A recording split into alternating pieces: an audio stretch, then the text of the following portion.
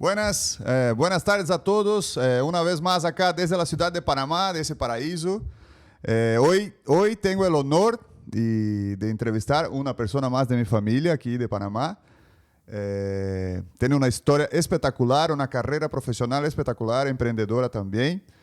Y hoy les presento a Nicole Wong, mi cuñada. Bienvenida Nicole Wong a DeniCast. Gracias, Y Denny, gracias por venir. Gracias por recibirme. Contenta de estar aquí, súper contenta. Muy bien. La cuñada favorita. Mentira. No, Mentira. No tengo cuñada favorita. Pero buenas, Nicole. Entonces, empezando, un placer tenerla aquí. Cuéntame un poquito de ti. Sé que tiene una carrera, estudió Derecho y hoy trabaja con los chinos, tiene su empresa, pero vamos a empezar desde cómo todo empezó, cómo fue, qué estudiaste, Derecho, ok, pero estudiaste también antes de eso la escuela china, y ahí Sí. aprendió ya un poco de la cultura china, me imagino. Sí, bueno, te cuento un poquito. Bueno, como ya sabes, Claro. somos una mezcla de chinos panameños. Nuestro apellido es Wong, así que hemos crecido alrededor de la cultura china por toda nuestra vida. Estudiamos en un colegio chino panameño, nuestra primaria, nuestra secundaria, y en el último año de mi colegio tuve la oportunidad de visitar Taiwán por 3 meses y ahí quedé fascinada con lo que era Taiwán, y yo pensaba en ese momento, porque no entendía las diferencias entre Taiwán y China, pensé que Taiwán era China, así que cuando regresé... Es otro país, ¿verdad? Otro Sí, país, sí, claro. Sí, bueno, es el mismo país, pero hay una ¿Y disputa qué idiomas hablan en Taiwán? ¿El mandarín también? Mandarín, sí. Okay. Entonces, cuando regresé de Taiwán, le dije a mis padres, me encanta China, quiero regresar ahí, quiero vivir ahí. Los primeros 6 meses después de que me gradué de la escuela.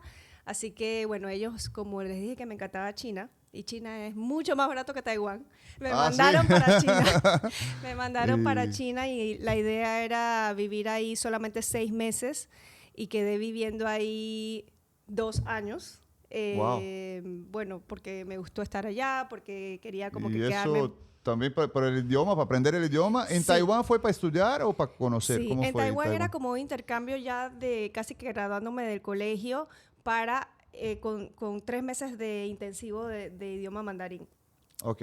Y era la National Taiwan Normal University. Y después en China sí fue también idioma, en Jinan University, por 2 años. Ahí sí era súper intensivo, eran como 7, 8 horas de clases todos los días. Muy, muy buena experiencia, increíble experiencia para mí.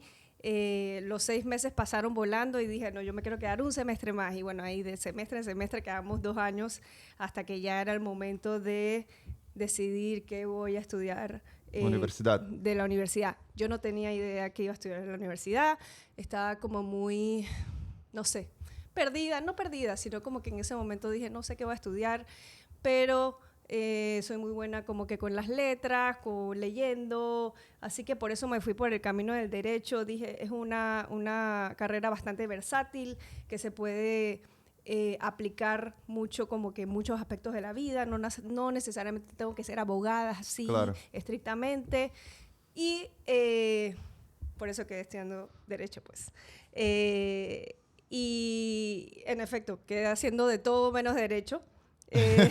No, sí, estudió, Sí. pero no ejerce la profesión. No ejerzo la profesión, no es algo que me llene. Yo estuve un momento que estaba en una firma de abogados grande, que estaba de asistente legal, después estuve en otra firma de abogados más pequeña, me aburría un montón. Les agradezco un montón a la firma, no piensen que no. Una experiencia, toda sí, es fue una experiencia, claro. Ellos me enseñaron estructura, me enseñaron a escribir mejor, me enseñaron a seguir un horario, ¿sabes? Todo el tema desde sacar una copia hasta escribir artículos, muy importante, una base muy importante, pero ahí me di cuenta que eso no era para mí. Entonces, yo tampoco tenía como un plan de vida definido, como que, ok, quiero ser abogada y luego quiero ser asociada a esta firma y luego quiero ser socia. No, nunca tuve un plan así marcado. siempre he tenido, hasta el día de hoy, esa preocupación de que, wow, ¿qué es lo siguiente? ¿Qué es lo siguiente? Pero bueno, la vida se ha seguido desenvolviendo interesantemente, con cambios interesantes, con mentores interesantes que me han ido llevando a nuevas etapas de la vida completamente distintas, una distinta de la otra, ¿no? Entonces, vivió en Taiwán por 3 meses, volvió, después regresó para China, ahí para China. ¿Qué ciudad de China? Para Guangzhou, eso está cerca de Hong Kong. Casualmente es Cantón, que es de donde viene mi familia. No visité el pueblo donde está mi familia, de donde es mi familia, pero bueno, es el área de donde la mayoría de los chinos en Panamá están. La mayoría de los chinos vienen de esa área. Entonces volvió pero bueno, en tu familia tiene un montón de doctores, de odontólogos, y eso, nada de eso te llamó la atención. ¿Quiero ser una doctora o por tu papá o tus papás o tus tíos? Sí, no, nada de eso nunca me llamó la atención y yo creo que mis papás se dieron cuenta de eso desde que era chiquilla. Yo bailaba ballet, siempre estuve como que en el ámbito muy creativo. Entonces ellos ya veían que había como una diferencia en donde no me iba a ir por ese camino. Entonces mi mamá siempre decía, bueno, tú vas a terminar administrando todas las empresas de toda la familia. Tú vas a ser la administradora o vas a ser emprendedora. O sea, siempre vieron como que no estaban en ese camino y bueno, estaban en lo correcto. Estaban en lo correcto. Tomé derecho. Tampoco estaba en ese camino y bueno, creo que poco a poco ellos se han ido acostumbrando a que el camino de vida que he llevado no ha sido muy tradicional, que digamos muy convencional. Al principio me imagino que se preocupaban, pero creo que ya poco a poco se han ido dando cuenta que uno va resolviendo, uno va creciendo, uno se va adaptando y va desarrollándose en cualquier ámbito, cualquier cambio de la vida, pues. Ok, cool. Bueno, son pocos de la familia que salieron, que salieron de la parte de medicina y odontología y todo eso, de salud en general. Entonces ahí trabajaste me imagino que multinacional, sí, una multinacional, ¿verdad? De derecho. Trabajé primero mientras estudiaba en la universidad, yo trabajé toda la distancia de día y estudiaba de noche. O sea, siempre me gustó esa idea de poder pagarme mis cosas desde que desde que empecé la universidad. Trabajé en Scotiabank, en un banco. O sea, que ahí aprendí lo que era trabajar sábado. Ahí entendí que trabajar sábado no es lo mío, definitivamente. Luego me cambié a Morgan & Morgan, que es una firma de abogados. Gigante, sí, grandísima en toda la región, es una de las más importantes de la región y así fue una escuela impresionante para mí. Luego me cambié para una firma más pequeña que se llama Arrocha y Compañía, que de ahí... Del grupo de Panamá, ese grupo... Bueno, el grupo de un exministro de comercio, se llama Milton Arrocha, y ahí aprendí cosas más como de todo un poco, desde empresas SEM hasta migración, hasta marcas, o sea, aprendí de todo, lo cual fue interesante porque en Morgan aprendí algo muy específico que era sociedades anónimas, marítimo. Entonces lo que entendí del derecho es que es muy de procesos, de orden, de escribir. Cualquier error cualquier error te la puedes cagar. Claro. Te la cagas. Sí, pero eso es importante. Eso fue una escuela importante para mí. Y ya luego, cuando terminé ahí en Arrocha, fue que hice el cambio a gobierno, que, bueno, es otro capítulo de vida. Eso, sí, eso del gobierno. Entonces, ¿pasaste cuántos años trabajando con derecho? Derecho mismo. Con derecho estuve solamente como 3 años. Y luego ya en diplomacia, ya todo el resto. ¿Y cómo vino esa cosa del gobierno? Que es un cambio, wow, gigante. Sí, bueno, uno de mis mentores en Morgan & Morgan, Luis Miguel Hincapié, él era uno de mis jefes allá en Morgan & Morgan, y cuando ganó el gobierno del presidente Varela, él lo designaron de vicecanciller, de viceministro de Relaciones Exteriores, y él necesitaba equipo de confianza, preparado, capacitado, y me llamó para ver si yo tenía el interés de sumarme a su equipo como su jefa de despacho. Okay. Entonces, bueno, tuve una serie de entrevistas con la ministra de Relaciones Exteriores, Isabel San Malo. Fue un momento muy interesante. Yo no tenía idea de cuál era el rol de una jefa de despacho. Todo era nuevo. Así que estuve como en el momento de transición entre el gobierno anterior y el gobierno nuevo, en donde había que prepararnos para visitas de jefes de Estado que iban a visitar para la toma de posesión del presidente Varela, entender un poquito los países de los mandatarios que iban a venir. Entonces, en ese momento yo estaba perdida. Así sí, porque es una cosa totalmente diferente de que tú hacías y... Sí, exacto. Todo nuevo, todo nuevo. Sí, entonces, vamos a suponer, había una cosa tan sencilla como me pidieron, ¿me puedes dar el perfil del país de El Salvador?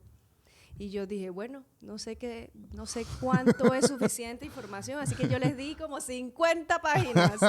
Y resulta que ahora que ya sé de esto, un perfil de país bueno es una página.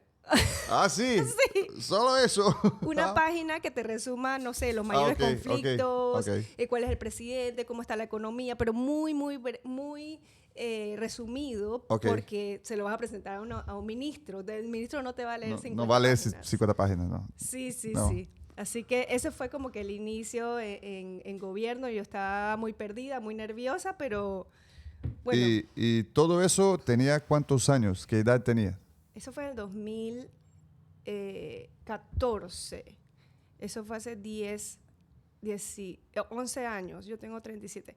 26 años tenía. Wow, súper joven, sí. Y mucha responsabilidad. Sí, en ese momento mucha responsabilidad, como que cuando uno entra en gobierno, eso sí te da un sentir como que estás sirviendo a tu país y uno se siente muy orgulloso, uno se siente muy como que está haciendo algo que más allá de los intereses propios, más allá de tu salario, más allá, o sea, como que te dedicas tanto. Esos fueron mis 5 años de workaholic nivel Dios. O sea, una cosa, yo estaba dedicada al 100% a mi trabajo. O sea, y después, bueno, después de ser jefa de despacho, fui directora de política exterior, que fue más adelante, fue al año y medio después de haber empezado en gobierno. Y entonces ahí tenía equipo bajo sí. a ti. Cuando empezó ahí tenía un equipo, me imagino. Cuando empecé tenía un equipo que éramos como 10 personas, que era el despacho del vicecanciller. Luego, ya cuando pasé a ser directora de política exterior, que eso es, el rol de ese puesto es manejar todas las relaciones con todos los países, entre Panamá y con cada país. Entonces, tenía un equipo como de 30 personas. Teníamos 5 departamentos y además los embajadores y los cónsules tenían que reportar a mi persona, que eso era otro... Era la jefa de los embajadores también. Sí, wow. Pero bueno, los jefes eran el ministro, claro, pero ellos tenían que reportar. Sí, entiendo. Entonces yo era la parte más operativa, con 26 años, wow. Sí, bueno, como directora entré como a los 28. Sí, ya había pasado un tiempo. Pero igual. Joven. Cuando entré, fui la directora más joven en entrar como directora de política exterior en la Cancillería, la historia de la Cancillería. Así que yo estaba súper asustada. Yo dije, no, me van a comer viva, porque había gente...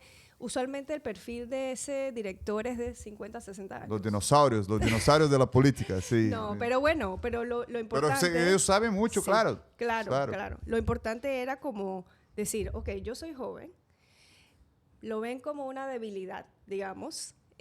Tengo esta gente, 30 personas, que tienen muchos años en Cancillería. Yo soy la nueva, yo tengo que ser humilde suficiente como para preguntar, saber que no sé todo, aprender con ellos también, claro. Y que ellos sepan que yo no vengo aquí a decirles lo que yo quiero, sino que yo necesito su ayuda para poder hacer posible la agenda del presidente, ¿no? Claro. Sí. Y ahí, ¿y cómo es una mujer también? Tener el tema del hombre y mujer. Para una mujer en un puesto súper alto, súper importante. Sí, fue algo retador. Yo creo que no sé si era por ser mujer, más, yo creo que era más por ser joven. Ok, Ese ministerio es muy de personas más grandes, de más edad, y creo que yo sentía más no discriminación, pero como que más la aprensión por el tema de mi edad. Por ser mujer, bueno, puede ser, bueno, siempre yo creo que en todas las posiciones, todos los espacios, hay un tema de que, no, que si uno se viste muy bien, que si uno se ve muy bien, que si uno, no sé, si uno se ve medio bien, entonces ahí empieza medio que los rumores y eso uno como que lo sufre, más o menos. claro. Pero es algo que uno lo navega.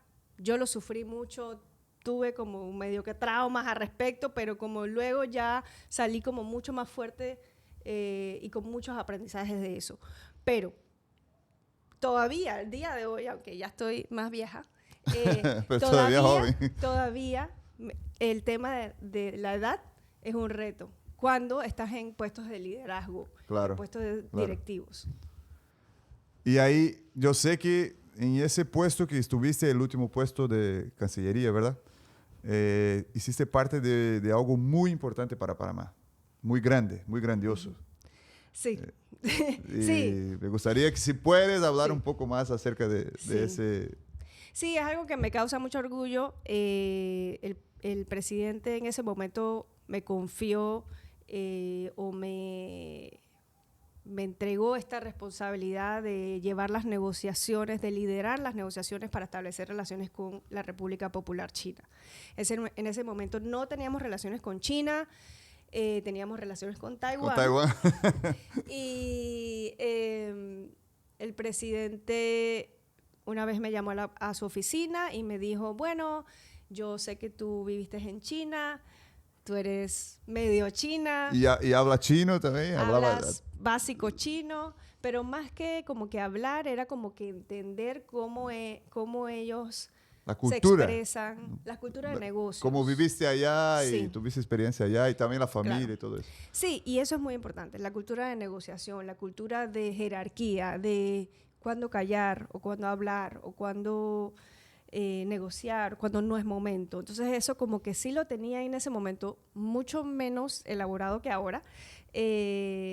Y el presidente me dijo, tú vas a ser la persona designada para negociar esto. Y también porque tú no eres una persona que tienes intereses propios para esto, ¿no? O sea, tú no te quieres embolsillar dinero, tú no quieres nada con esto. Tú nada más quieres hacer lo que es correcto para Orgullo, el país. Trabajo. Sí, entonces eso hace que cuando tú no tienes intereses más que por tu país, tú trabajas mucho mejor, tú trabajas mucho más enfocado, puedes seguir instrucciones también bastante bien, tienes una visión en donde no estás pensando qué hay para mí, pues.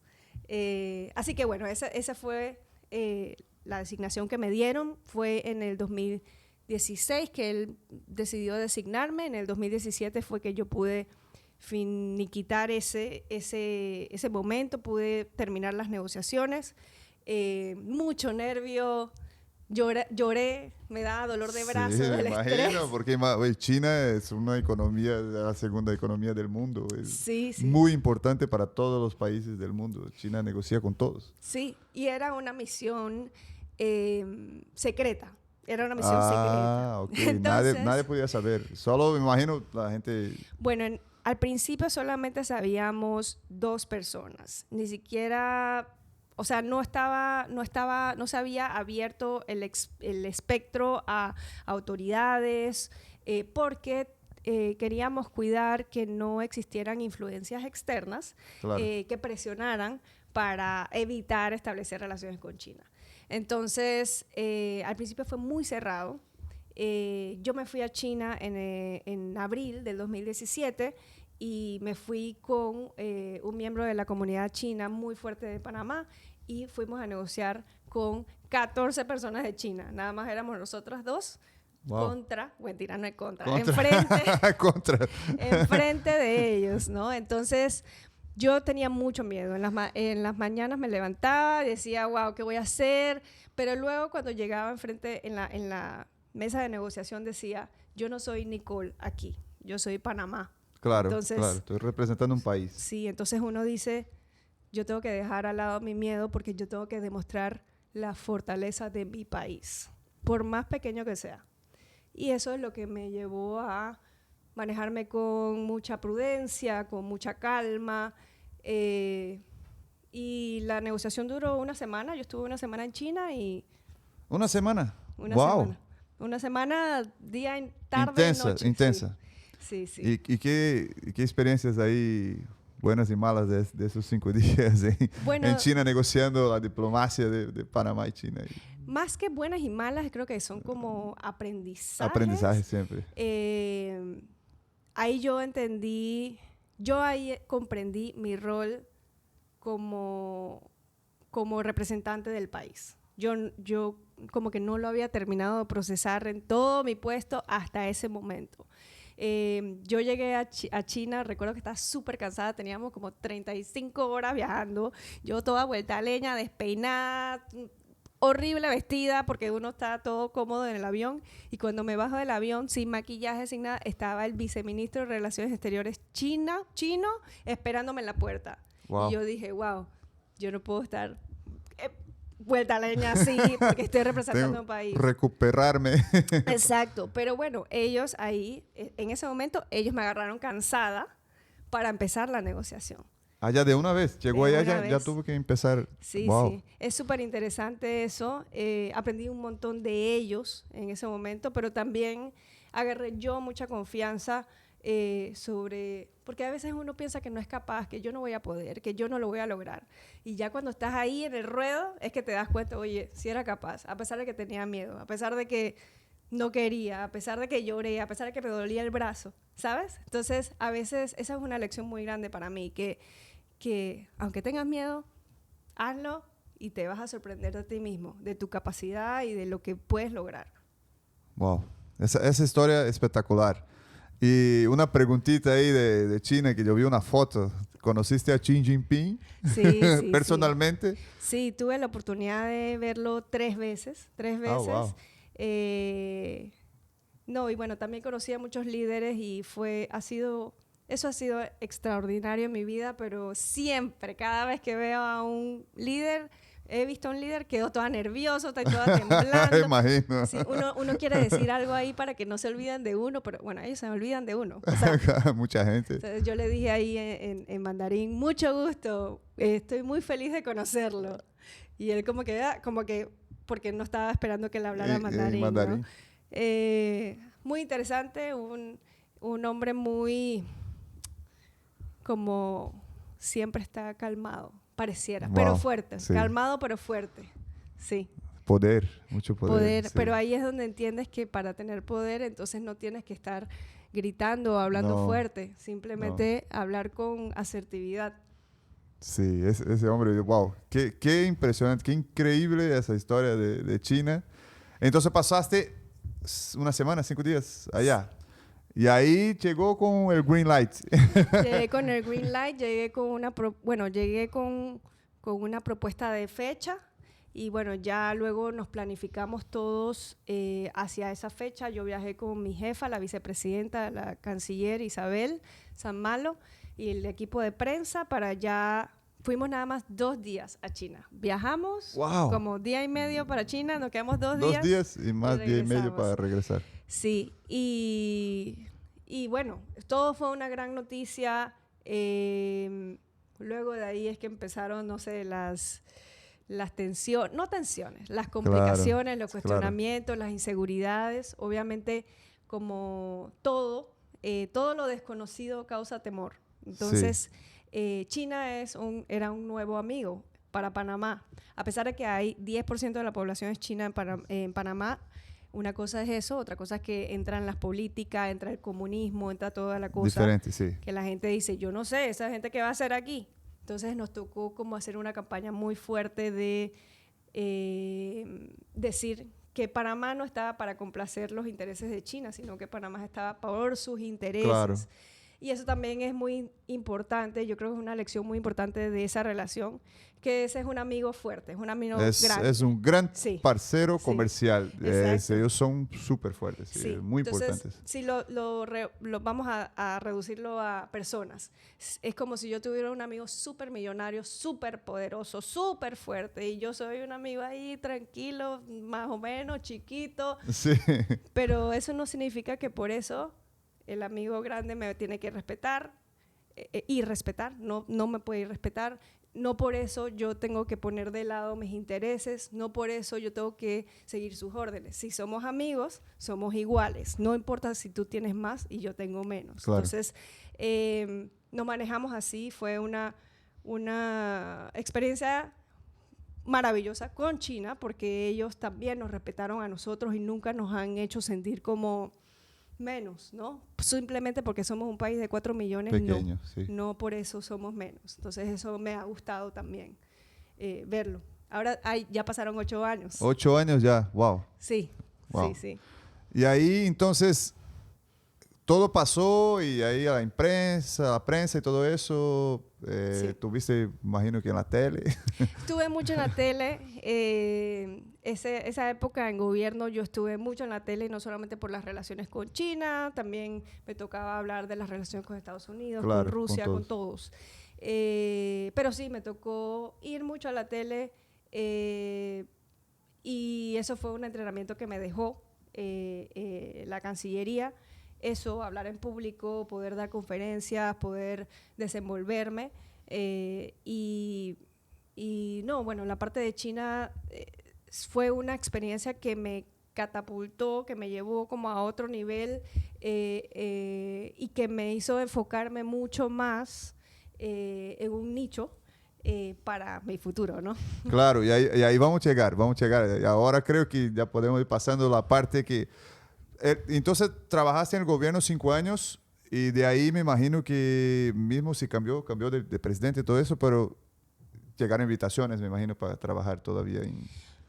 Bueno, de ahí, ok, en julio de 2019 salía el presidente que era mi jefe y ya uno como que un año antes o 6 meses antes uno ya está pensando qué voy a hacer ¿Qué con voy a mi vida. hacer? Todo el mundo te pregunta. Claro. Y es un estrés, es un momento estresante en la vida. Fue un momento muy pesado en mi vida, en donde uno se acostumbra tanto a trabajar como loco, a trabajar hasta las 11, 12, 1 de la madrugada, todos los días. Eso es toda tu vida. Tú dejas de lado tu vida personal, básicamente, por entregarte a tu trabajo. Claro. Y luego ya se te está acabando. Se te está acabando y dices, ¿qué voy a hacer con mi vida? Porque ya nada tiene suficiente significado. Perdida completamente. Llegó junio, yo dije, no, yo quiero hacer algo. Yo voy a tratar de hacer una empresa de consultoría enfocada en ayudar a empresas chinas y a empresas chinas para establecerse en el país y en la región, porque yo entiendo la región y el país, y también para empresas panameñas que quieran hacer negocios con China, porque yo entiendo, o por lo menos sé cómo manejar los negocios con China. Claro. Entonces, yo dije, bueno, estaba pensando hacer eso, pero también estaba entre como que será que tengo que mejor buscar un trabajo como que asalariada y así como que no tengo que pensar y tengo estabilidad, pero eso no es lo que yo quiero, Sí, ¿sabes? y más con todo el background. Sí. Con todo el background que tú ganó trabajando con China y con Cancillería, haciendo toda la parte de las relaciones internacionales entre China y Panamá. Eso es mucha cosa, es un background espectacular. No es cualquier persona que tiene eso, son muy pocas. Bueno, y lo que me sucedió es que estaba confundida. Pero bueno, yo creo que todo cambio de vida trae confusión. No hay ningún cambio de vida que tú digas, sí, estoy segurísima y esto es lo que va a resultar. Así que yo decidí tirarme y decir, voy a hacer esto. Empecé desde junio, yo salí el 1 de julio del gobierno. Y en junio ya como que hice unos acercamientos y conseguí un cliente y dije, bueno, un cliente es suficiente. Eso para abrir tu empresa, emprender. Sí. voy a emprender, no Sí. voy a ser empleada, voy a tener Exacto. mi negocio. Hablé con mi abogado que sí está ejerciendo, con Bolívar, que bueno, un amigo mío que me estableció mi sociedad, Ok. con contadores, o sea, como que yo lo hice ya formal, porque creo que eso es importante, formalizar las cosas para tomarse uno en Claro. serio.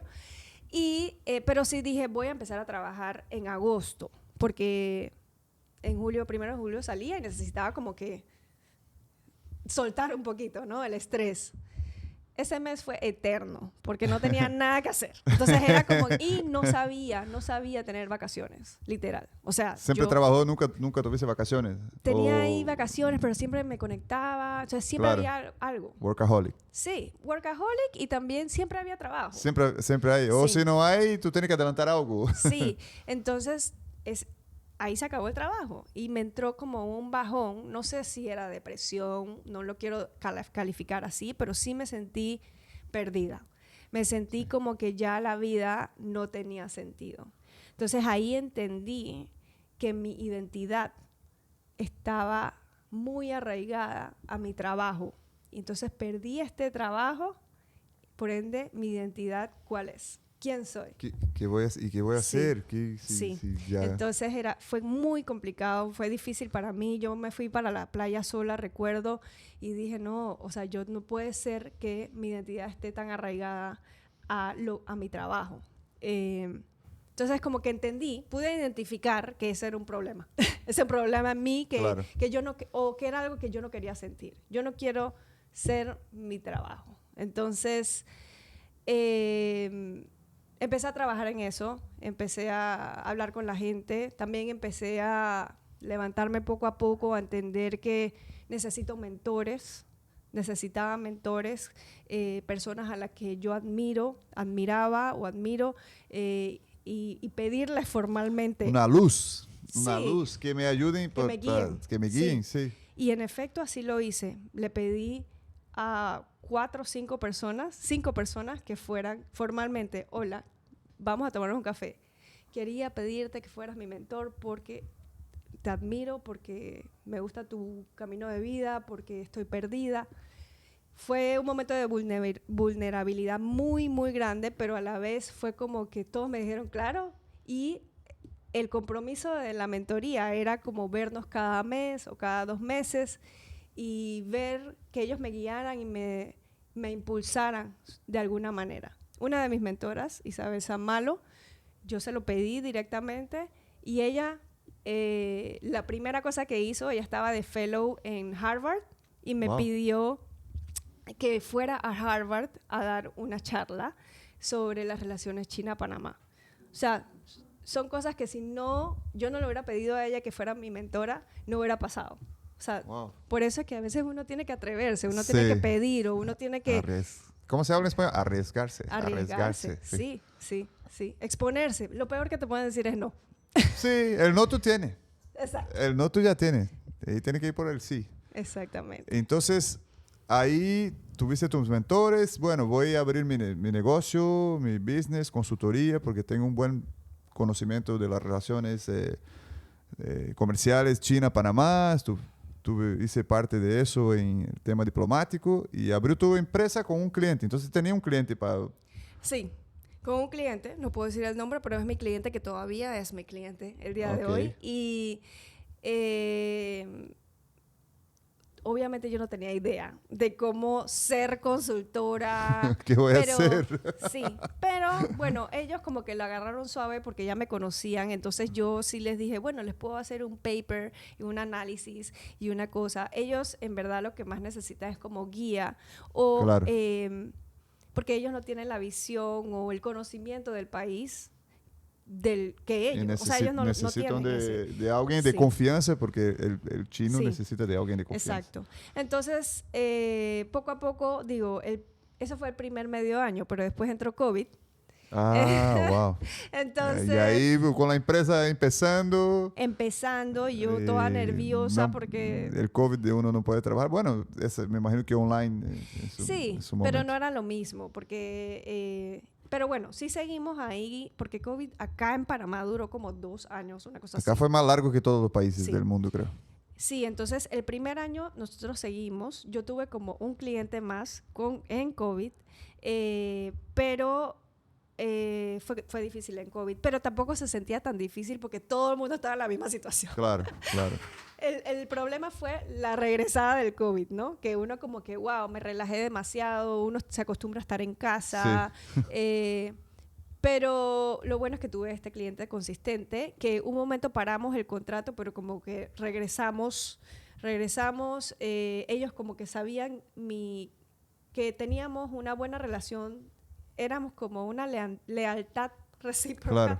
Y cuando tenía la oportunidad, ellos me invitaban siempre a regresar a estar con ellos. Así que como que eso se demuestra mucho como la relación que mi cliente y yo construimos, que era mucho más allá. Obviamente estaba lo profesional, pero también era como esa lealtad de que sabíamos que nos íbamos a apoyar uno al otro, obviamente por medio de buen trabajo y de buenos performance y de buenas entregables, ¿no? Y ahí, bueno, COVID, ¿cómo fue el COVID? ¿Cómo fue pasar dos años ahí? Bueno, tenía, no sé cuántos clientes tenía, pero después también trabajaste con clientes gigantes de China, ¿verdad? Sí, trabajé con clientes gigantes. Fue interesante porque todos ellos también estaban así. Ellos también estaban remotos. Claro. Así que trataron de adaptarse lo más posible. Obviamente, vamos a suponer, cuando uno es consultor, lo que pasa es que mi primera complicación fue definir costos, definir cuánto voy a cobrar. Porque claro. Digo, no, ¿cómo yo voy a definir cuánto mi trabajo cuesta? Ay, qué pena. No, yo no, ¿cómo voy a cobrar esta cantidad de dinero? Pero entonces uno define, uno valora, tiene que valorarse a sí mismo, tiene que valorar su trabajo y definir, ¿sabes qué? Este trabajo de ellos no lo voy a encontrar en ningún otro lado. O este insight, solamente yo se los puedo dar. Pero tener esa confianza en uno como para decir, esto cuesta esto. Y lo peor que te puede decir es no, y tú sentir la confianza de que, ok, chuzo, en vez de pensar no, los hubiera dicho la mitad, no decir no. Alguien sí me va a aceptar esto. Obviamente no vas a exagerar, pero tú tienes que tener la confianza. Entonces, eso fue lo más complicado para mí. Luego en COVID sí era como más complicado porque no era como en persona, pero yo dije, yo también voy a seguir dando los mismos insights, voy a seguir teniendo el mismo conocimiento, ellos van a seguir usando mi cerebro. Sí. Entonces... ¿Por qué voy a cobrar menos? Sí, cobré un poquito menos. El tema del COVID. Sí, cobré también. Un poquito menos, pero seguí cobrando justamente, pero eso me costó. Yo soy mucho como de complacer, soy una persona muy complaciente. Entonces, cuando me toca como pedir o luchar o pedir como que por lo mío, entonces es como que me pongo súper nerviosa, me da ansiedad, pero sí, la lección que siempre me trae la vida, cada vez que pido algo asertivamente y con confianza, es que casi siempre la respuesta es sí, pero es cuando uno tiene la confianza y uno sabe. Claro. Sí. ¿Y cómo es trabajar con los gigantes, las marcas gigantes las marcas que ustedes ven ahí? Electros, teléfonos. No podemos hablar aquí, pero son marcas gigantescas de China. ¿Cómo es trabajar con un gigante? Es muy interesante. Uno siente como mucho orgullo, pero creo que también tiene mucho que ver con uno. Por ejemplo, yo trabajo con gigantes, ¿verdad? Mi cliente principal ahorita mismo es un gigante. Y yo creo que al final, gigante o no gigante, grande, chico, al final todos esperan lo mismo. Buenos resultados, calidad, que entregues a tiempo. O sea, al final lo importante es que uno sea lo suficientemente disciplinado. No importa si es un gigante o es un chiquito. Los tratas a todos igual y el gigante va a estar feliz y el chiquito va a estar feliz. Y te van a reconocer el trabajo. Entonces, para mí, eso como que yo nunca he sentido porque, bueno, porque esta es una empresa china, la tercera top más grande del mundo, entonces yo a ellos les voy a trabajar mejor. Yo voy a trabajar mejor, a ellos les voy a trabajar igual que si fuera una microempresa aquí panameña. Entonces eso para mí no hace mucha diferencia, ¿no? Wow, espectacular. Eso es súper, súper cool. Así es, así es. Y ahora, bueno, cambiando un poco, lo que fue muy interesante, como mencionaste antes, pero como estaba en ese tema de tu empresa y todo eso, ahora quiero hablar un poco de las charlas que tuviste, wow, en Harvard, que es la mejor universidad del mundo, ¿verdad? Una Harvard. de las, sí. Una de las, o no sé si está en el top 1, pero igual, es una de las mejores universidades del mundo. ¿Y cómo fue ir a Harvard Sí. a hacer Sí. un lecture allá? Sí, ese fue mi primer lecture después de haber salido de gobierno, o sea que ya yo no era oficial de gobierno, ya no tenía como que este puesto que demostrar de que, bueno, yo soy la directora de política exterior y por eso estoy aquí. No, yo soy Nicole Wong y por eso estoy aquí. Solita. Solita. Y estaba súper nerviosa, estaba súper llena de ansiedad. La noche anterior no podía ni dormir. Le escribí a Isabel, ella estaba esperándome y me dijo, no, Nicole, tú lo vas a hacer súper bien. Son jóvenes de Harvard, sí, son brillantes, pero son jóvenes de 18 a 22 años. Entonces ella dijo, tú nada más no piensa que es Harvard, piensa jóvenes de 18 a 22 años. Cuando tú tenías 18 a 22 años, no sabías ni la mitad de las cosas, ¿sabes? De la mitad de las cosas de la vida. Pero igual y también en inglés, ¿no? Sí, claro. Pero cuando me tocó hablar, sí me di cuenta de, primero que ahí es donde la juventud entra como algo positivo.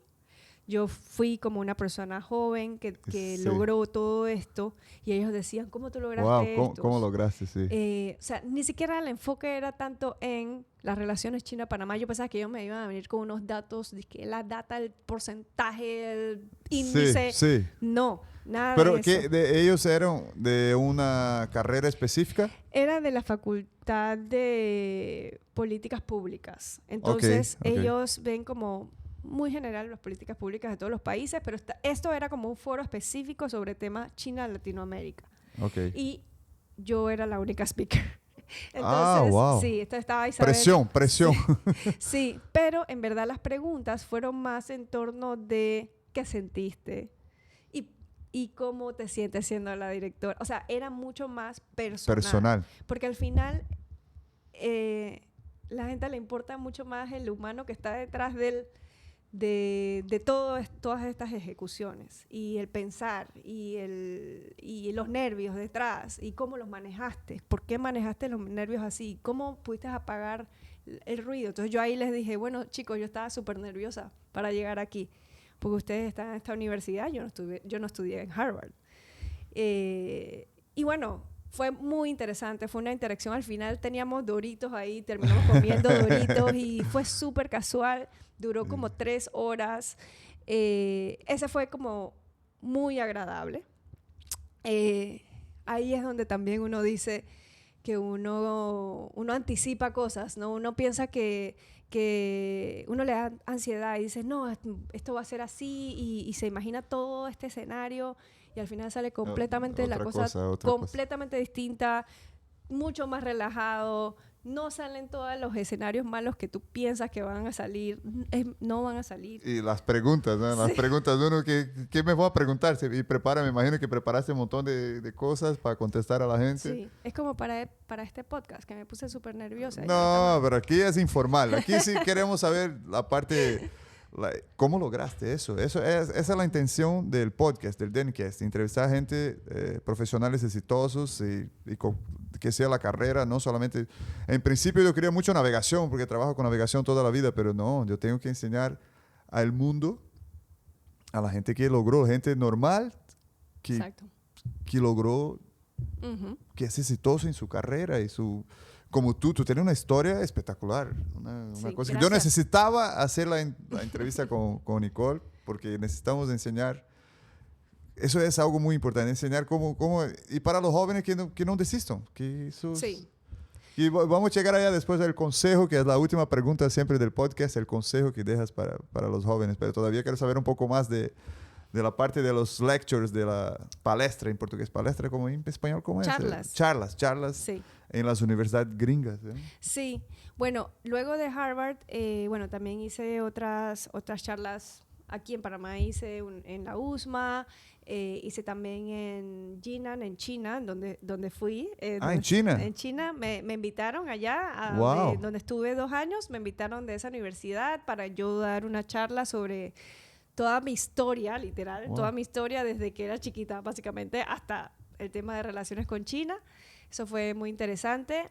Y luego me invitaron en South Carolina, University of South Carolina, me invitó a un fellowship por 2 meses, 2 o 3, ni me acuerdo cuántos meses era, 2 o 3 meses, para quedarme allá. Ah, wow, 2 meses. Sí, 2 sí, meses sí. de charlas. 2, literal. Wow. 2 meses de charlas. En donde me quedaba allá y le hablaba a los chicos por 2 meses, literal. Pero, o sea, ellos me dijeron, no, tú puedes tomártelo con calma, puedes venir, no sé, una vez cada 3 días, etcétera. Pero yo les dije, no, yo vine aquí para dar charlas. Así que todos los días tenía 2, 3 charlas por día. 2 meses. Sí. Eso es mucho. Sí, no, es un montón. Pero bueno, también que te haces mejor, te preparas más Claro. para lo que sea. Sí, pero lo que me pareció impresionante y cada vez que me toca hablar en público, no importa si era 3 veces al día, las 3 veces nerviosa. Nerviosa, sudando, la Sí. mano sudando. Al principio nerviosa, uno no sabe cómo va a reaccionar la audiencia, si va a estar, uno dice, no, ¿qué le van a interesar a ellos lo que yo digo? ¿Sabes? Uno solito con el síndrome de impostor diciendo, no, a la gente no le interesa lo que yo tengo que decir, pero a la gente, así como tú, este podcast que estás haciendo, a la gente le interesa la vida o la historia de vida de la gente y se inspira, ¿no? Entonces, los jóvenes, niños, yo decía, no, jóvenes, ahí es donde me sentí vieja. Dije, no, o sea, ellos me preguntaban, ¿y cómo lo hiciste? ¿Y cómo escogiste este camino de vida? Entonces ahí yo sí entendí que ellos estaban muy enfocados en cómo yo planeé llegar hasta aquí. Claro. Y mi respuesta siempre ha sido, no lo planeé. No lo planeé. Todo ha ido desenvolviéndose de una manera en que yo no lo planifiqué. Y obviamente uno se prepara, eso es lo más que puedes hacer. Y si no estás listo para tomar una oportunidad, no la puedes tomar. Pero lo que tienes que hacer es prepararte. Y si estás preparado y llega la oportunidad, ahí es donde tienes la suerte de seguir y de llegar a puestos y de tener oportunidades. O sea, las oportunidades no salen porque sí. Las oportunidades van saliendo porque le dices sí a algo, porque le preguntas a alguien que sea tu mentor, porque decides abrir un podcast. O sea, diferentes situaciones. No, las oportunidades no salen porque estás ahí en el sofá viendo televisión. No. A veces hay gente que dice, no, la oportunidad llegó. No, eso tiene que buscar. Sí, entonces los muchachos ahí en South Carolina, sí, como se estaban graduando, ellos en Estados Unidos es muy como que un camino en la carrera como muy marcado. Después de que te gradúas de business, terminas ahí y te vas a una firma de consultoría importante, haces una pasantía, luego terminas de ejecutivo. Ese es como el camino. Claro. Un camino bueno, un camino muy bueno, pero no siempre el camino, la vida no funciona siempre así, tan recta, casi nunca. Entonces, sí, ¿verdad? yo siempre les traté de decir, sí, tengan su plan, pero también estén preparados para que el plan no funcione. No traten de navegar los cambios, traten de entender que la vida es constante cambio, que puedes que te enamores de una panameña y que te mudes para Panamá. Un día me entrevisto a mí mismo Sí. para hablar de la historia. Exacto, que te mudes para Panamá y todo el plan que tenías ya no es y toca hacer un pivot y cambiar completamente. Entonces, ese fue básicamente el mensaje por 2 meses, por 3 veces por día, porque ese era el mayor interés de ellos, entender cómo yo quedé donde estoy. Así que, y bueno, luego, sí, muchas charlas. Me tocó también dar charlas online, me tocó dar charlas a cámaras, o sea, muy Por interesante. todo lado, me Sí. imagino mucha gente importante también, charlas para Sí. la gente importante. Y ahora una historia que, bueno, saliendo de la parte sigue con tu empresa, tenemos todos muchos clientes gigantes chinos de las multinacionales ahí que conocemos, pero también ahora hace poco tuviste una experiencia totalmente diferente, que fue vivir en África, Sí, específicamente en Tanzania. sí, sí. ¿Por cuántos meses? ¿Cuántos? Yo estuve 8 meses. Bueno, tengo que echar un poquito para atrás. El año pasado me casé. Felizmente casada. ¿Con quién? ¿Con quién? Con Andrés Lastra. Don muy, Andrés muy Lastra. Soy Nuestro, Don Andrés Lastra hoy es nuestro cameraman. Sí. Bueno, el año pasado nos casamos y mi esposo trabajaba en la mina de cobre y, bueno, hubo un tema aquí en Panamá, las protestas, claro. etcétera. La mina de cobre cerró y al final entonces hubo un momento de cambio importante en donde Andrés tuvo que buscar otros rumbos. Yo no voy a hablar de ese tema, pero al final el rumbo nuevo salió Tanzania. ¿No? El rumbo nuevo para él. Entonces, Andrés me dice, bueno, me ofrecieron aquí en Tanzania. Y yo le dije, bueno, vamos. Sí, sí. Qué locura, sí, wow. Vamos, sí, como literal. aventura. Sí. Y bueno, en verdad lo interesante fue que cuando empezaron estas protestas de la mina, yo le dije de relajo y le hice hasta una foto así de relajo, de Photoshop. Le dije, no, nos vamos para África. Y le mandé yo una foto mía en África, así. Eso fue básicamente sí. Y eso pasó. Y sucedió. No, yo le dije, vamos. Como que yo me sentía que estaba lista para un cambio. No sabía qué cambio. O sea, yo en mi ser sentía que que necesitaba cambiar algo. No sabía si era de trabajo, de casa, no sabía. Entonces salió esto y yo dije, vámonos. Yo no lo dudé ni un segundo y le dije, nos vamos.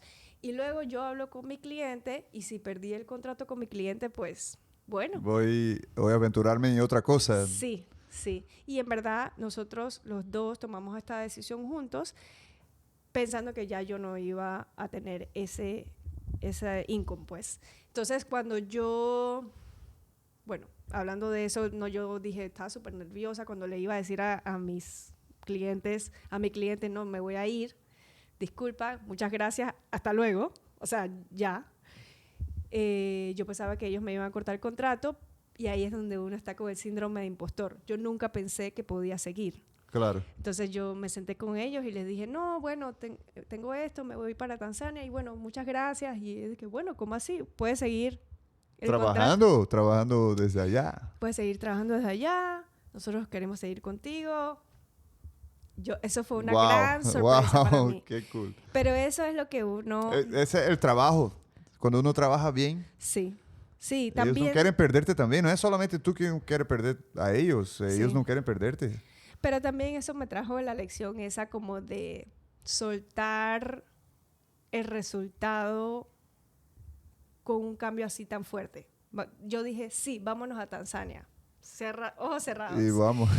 Pase lo que pase. Y en verdad, si ellos me hubieran dicho hasta luego, yo hubiera estado bien con ese hasta luego, ¿sabes? Eso también es como una lección de decir, yo tengo que abrazar el cambio y vamos, lo que salga, y confiar de que todo va a salir bien, no importa cuál sea el resultado, porque no sabes qué va a pasar. Entonces, salió bien sí. Y bueno, me fui para Tanzania, obviamente era distinto, Andrés estaba trabajando súper enfocado en su puesto nuevo también, sí. Claro. Yo no tenía que ir a ni una oficina, así que yo estaba en casa.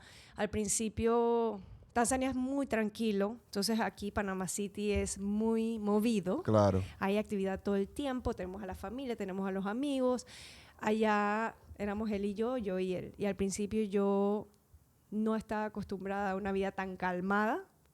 Así que estaba hiperactiva, me amargaba, me aburría, o sea, yo dije, no voy a aguantar. Pero poco a poco fui como dejando de resistir ese cambio. Dije, voy allá, voy a abrazar. Buscar cosas nuevas que hacer acá con el país. Sí, yo voy a abrazar que estoy aquí. Voy también a abrazar que aquí la vida es más calmada y disfrutarlo. Porque quizás esto es una parte de mi vida que me está preparando para el futuro, que es ahora. Y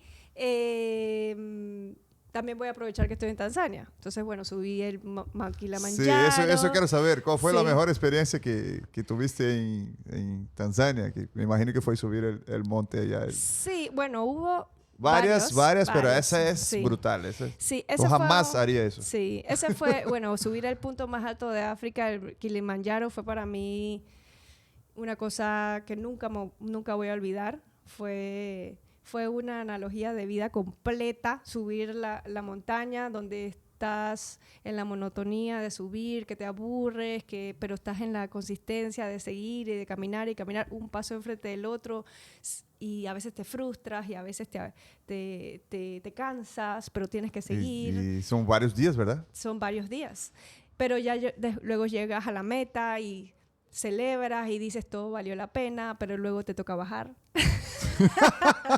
Todavía tiene que bajar más un par de días.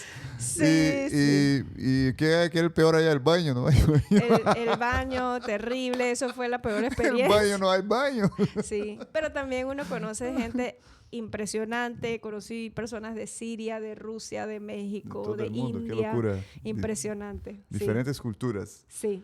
Y ahí sacaste, bueno, creo que ya vamos por casi una hora de podcast, pero podríamos quedar aquí 3, 4 horas hablando de todas las experiencias de Nicole. Pero bueno, esa de África. Y África entonces, y ahora está en Panamá otra vez. Ahora estoy en Panamá y eso es lo que digo. Cuando uno no sabe qué va a pasar en la vida. Entonces, yo me fui. Empecé a trabajar remotamente con mi cliente.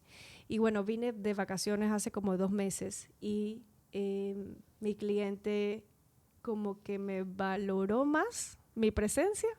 Entonces yo me tenía que ir para que ellos me valoraran un poquito. Que te necesito más acá sí, que entonces, lejos. Si yo no me hubiera ido, ellos no me hubieran ni ofrecido las condiciones que tengo ahorita mismo, no me hubieran dado las condiciones de ahora. Entonces, a veces uno tiene que, aunque tengan miedo del cambio, a veces uno tiene que confiar y decir, bueno, me va a salir algo mejor, me va a salir siempre confiar que va a salir algo mejor. Si no es con el mismo cliente, que bueno, yo he tenido esa suerte, me iba a salir algo mejor en otra situación, en otra circunstancia. Mucha fe. Sí, también. Así que bueno, ahora estoy aquí de vuelta en Panamá. Bienvenida a Panamá. Sí, gracias. Sí. Creo que ahora entonces vamos para ya la parte final del podcast. Me gustaría preguntar, ¿qué quieres? ¿Qué quieres ahora para el futuro? ¿Qué es Nicole en el futuro? ¿Qué piensas? ¿Qué metas tienes? Porque ya alcanzaste todo. Pero claro, para la gente, pues, eso es el topo. Pero ¿qué más viene para Nicole? Yo creo para mí mi meta siempre es que cualquier cosa que esté haciendo, que yo no me sienta que mis valores están siendo traicionados o que yo me sienta agotada de una manera negativa al final del día. Entonces, mi meta ahorita mismo como que se volvió un poquito más profunda que como a nivel de trabajo, sino por el punto ese que te dije que me había perdido, que ya no me siento, ya mi identidad no es mi trabajo, sino ahora soy tanto más. Entonces, para mí es siempre sentirme cómoda, feliz, tranquila y que no me sienta como que demasiado arraigada a lo que estoy haciendo a nivel profesional. Que me sienta realizada, pero no me sienta como que si lo pierdo, me perdí yo. Claro, esa es mi meta. Claro. Sí.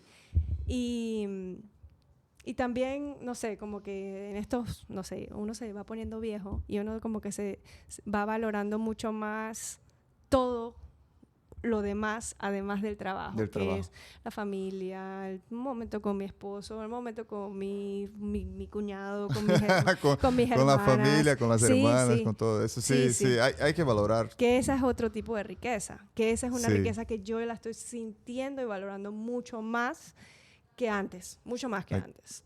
Hay que Sí. hacerlo eso, familia. Familia Sí. es todo, Sí, primero. sí. Gracias, wow. Gracias. Muy fuerte, muy cool. Y bueno, ahora viene la última pregunta del podcast, del Dencast, que es, ¿qué consejo daría para... Aquí no es el foco, no son solamente los jóvenes, pero a quien quiere cambiar, quien quiere crecer, quien quiere lograr algo mejor, basado en tu carrera, tu experiencia, todo lo que viviste, ¿qué consejo daría para nuestros seguidores del Dencast? Bueno, yo creo que aquí la palabra principal es cambio, es aceptar que los cambios son constantes, que hay que abrazarlo, que hay que navegarlo, que vas a sentir miedo, pero por eso no significa que no lo tienes que hacer, que vas a sentir inseguridad, que muchas veces tu mente te va a traicionar y va a decir, no, tú no puedes, pero sí puedes. Entonces es atreverte. Y como lo habíamos hablado anteriormente, ya el no lo tienes. Entonces lánzate, pregunta, pide. Pregunta, pregunta, pregunta. Ninguna pregunta es tonta. Lo tonto es no preguntar. Así que nada, abrazar el cambio y navegarlo con toda. Wow. Como siempre, impresionante. Bueno, llegamos al final. Nunca desista de sus sueños. Es eso que yo siempre hablo. Hoy español, pero ahí vamos a poner los subtítulos en portugués. Pero muchas gracias, Nicole, Sí. por Gracias a ti. hacer parte del podcast y por venir. Como siempre, muchas gracias. Espectacular la entrevista. Gracias. Y gracias por venir. Yeah. Chao.